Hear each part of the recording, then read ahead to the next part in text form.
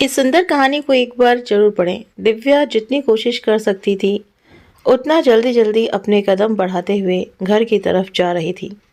शाम के 7 बज चुके थे। अभी तो उसे सब्जियां भी खरीदना था। घर पर आज के खाने के लिए सब्जी कुछ भी नहीं थी, ऊपर से घर जाकर खाना भी बनाना था। खैर, जैसे तैसे अपनी खरीदारी करके वो लंगड़ाते पैरों से घर पहुंची। अभी घर में अपने कदम रखे ही थे कि सामने सोफे पर ननद तनु को देखकर उसका पूरा मूड ऑफ हो गया। मन नफरत से भर उठा। आज ये क्या लेने आई है यहाँ पर? सीधा यही सवाल दिमाग में कौंधा। तभी सास माँ माया जी की तरफ ध्यान गया। उन्होंने इशारे से उसे फटाफट खाना बनाने को कहा। दिव्या ने ना कोई नमस्ते की ना कुछ और, सीधा अपने कमरे में चली गई। ये देखकर तनु उसे देखती रह गई। फिर उसने माया जी की तरफ देखा और शिकायत करने लगी। मम्मी, आपके घर में क्या मेरी यही इज्जत है जो आपकी बहू मुझे नमस्ते तक नहीं करके गई? आपके घर में मेहमानों का इसी तरह से स्वागत होता है? पर माया जी ने तनु को उसे नज़रअंदाज करने को कहा। कमरे में जाकर दिव्या ने अपना बैग रखा, कपड़े चेंज किए और सब्जियां लेकर रसोई में आ गई।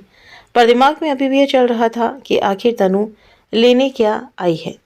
आखिर दिमाग में कुछ भी चल रहा हो, पर खाना तो बनाना ही था। आखिर पेट की भूख दिमाग में चल रही हलचल से कहाँ शांत होती है। फिर ऊपर से ननद आई हुई है, तो चाहे मन हो या ना हो उसका तो स्वागत करना ही पड़ेगा। उससे बात करो या ना करो, वो खाना तो खाकर जाएगी ही। इसलिए खाने के लिए फटाफट सब्जियां सुधारने लगी। दिव्या भी सब्जी सुधार ही रही थी कि इतने में माया जी रसोई में आई और आते से ही बोली, दिव्या, ये क्या तरीका है? तनु पूरे 5 महीने बाद मायके आई है, कम से कम उसे नमस्ते तो कर सकती थी तुम। दिव्या ने एक नज़र माया जी की तरफ देखा और कहा, आप अब भी मुझसे उम्मीद करती हैं कि मैं उन्हें नमस्ते करूंगी? वो ननद है तुम्हारी और उम्र में बड़ी है तुमसे। उसका ओहदा भी तुमसे बड़ा है, इस लिहाज में ही से ही नमस्ते कर लेती। माया जी ने कहा तो दिव्या सब्जी के बर्तन उठाते हुए बोली, ओहदा बड़ा होने से क्या होता है? कर्म तो उनके ऐसे है नहीं कि मैं उन्हें सम्मान दूं। देखो दिव्या, तनु माँ बनने वाली है। वो अपनी डिलीवरी के लिए यहाँ आई है। एक बेटी अपने मायके नहीं आएगी तो कहाँ जाएगी? उसकी भाभी होने के नाते अब उसकी सेवा तो तुम्हें करनी ही पड़ेगी ना। माफ़ कीजिएगा मम्मी जी, वो दुनिया की पहली औरत थोड़ी ना है जो माँ बन रही हैं। मैं इतनी आदर्शवादी औरत नहीं हूँ और ना ही मुझ में इतनी हिम्मत है कि मैं उस औरत को नमस्ते करूँ जिसने मेरी ज़िंदगी दुश्वार करके रख दी। वो आपकी बेटी है तो आप जाने और उसका भाई जाने, पर मुझसे उम्मीद मत कीजिएगा, कहकर दिव्या ने गैस पर सब्जी छोंकने के लिए कढ़ाई चढ़ा दी।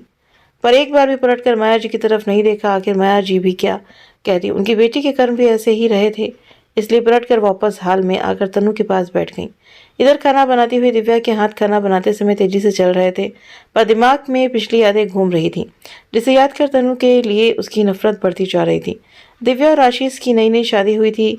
उसका ससुराल छोटा सा परिवार था। घर में सास माया जी और ननद तनु ही थी। आशीष और तनु जुड़वा भाई बहन थे, इसलिए तनु दिव्या से उनमें बड़ी थी। उसके लिए माया जी लड़का देख रही थी, पर पहले आशीष के लिए उन्हें दिव्या पसंद आ गई, इसलिए उन्होंने आशीष की शादी पहले कर दी। माया जी तनु पर भी कभी रोक टोक नहीं करती थी, इस कारण वो थोड़ी जिद्दी स्वभाव की थी। ये बात उसे उसी दिन पता चल गई थी जब वो दुल्हन बनकर उस घर में आई थी। बक्सा खुलवाई की रस्म चल रही थी। आखिर ननद को ही बक्सा खोलना था तो तनु को ही बुलाया गया। बक्सा खुलवाई की रस्म में तनु को उसकी पसंद की एक साड़ी लेने के लिए माया जी ने कहा, पर यह क्या, तनु ने तो एक साथ 3 साड़ी निकाल ली। दिव्या तो उसकी शक्ल देखते रह गई। जब दूसरे रिश्तेदार महिलाओं ने कहा, तनु तुम्हें एक साड़ी ही निकालना चाहिए थी बेटा, ये तो तुम्हारी भाभी की साड़ियाँ हैं, उसके मम्मी पापा ने उसे कितनी प्यार से दी होंगी। अरे तो क्या हो गया, भाभी तो मेरी ही है, इतना तो हक मेरा ही भी है। कभी तनु की मामी बोली, बेटा हक तो एक साड़ी का ही था, तुमने तो 2 और ज़बरदस्ती उठा ली।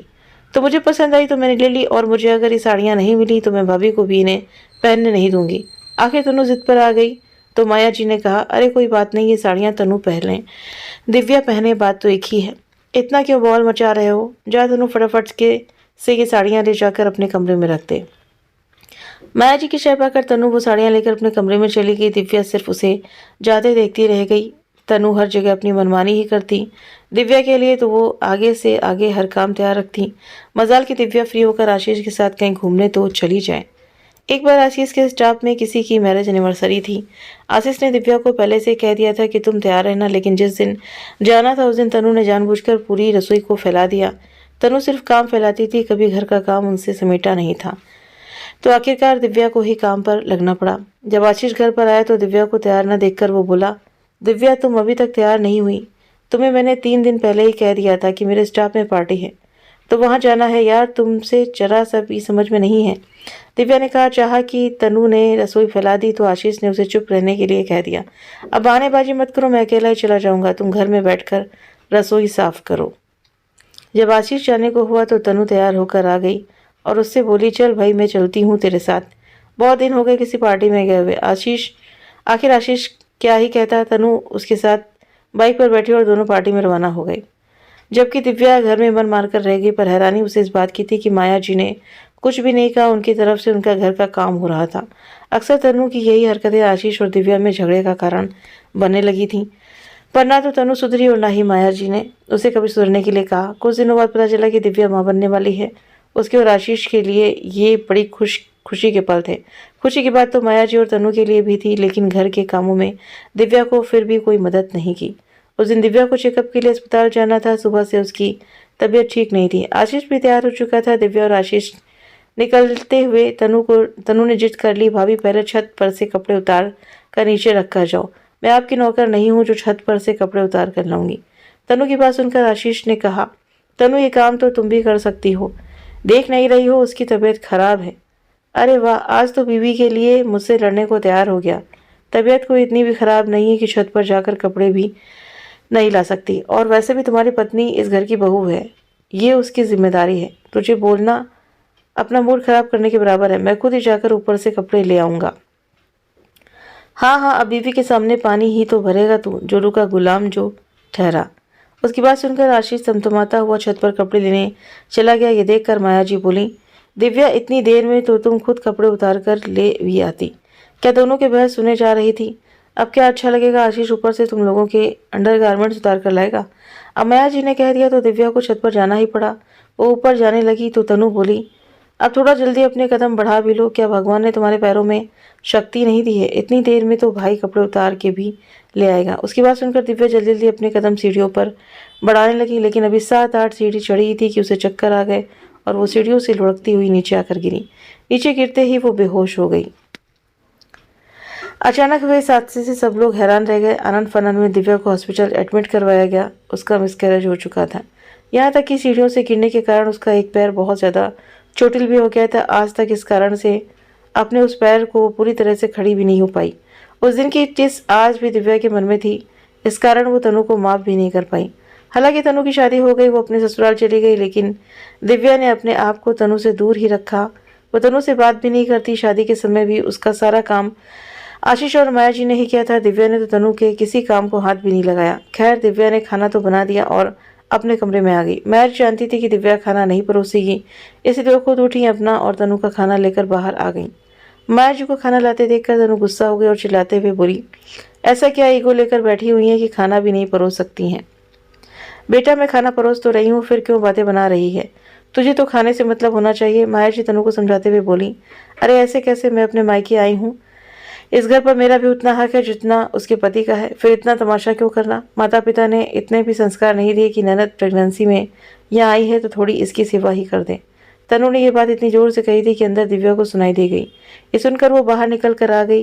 ननद रानी, कभी तुमने मुझे चैन से रहने दिया था जो मुझसे सेवा की उम्मीद कर रही हो? इतना ही सेवा का शौक है तो अपनी माँ और भाई से करवा लो, मुझसे कोई उम्मीद मत करना। शुक्र करो कि मैं रोक नहीं रही किसी को, वरना जिस तरह कि तुम्हारी हरकतें रही हैं ना, माँ के बाद मायका भी नहीं रहेगा। दिव्या के मुंह से ये बात सुनकर तनु ने अपनी मम्मी की तरफ देखा। माया जी ने हाथ जोड़कर उसे चुप रहने का इशारा किया, पर इतना तो तनु को समझ में आ गया कि दिव्या उसकी कोई सेवा नहीं करने वाली। और आखिर ऐसा ही हुआ। तनु की डिलीवरी मायके में ही हुई, जिसके लिए माया जी ने एक काम वाली रख ली। दिव्या ने तो उसके किसी काम को हाथ भी नहीं लगाया।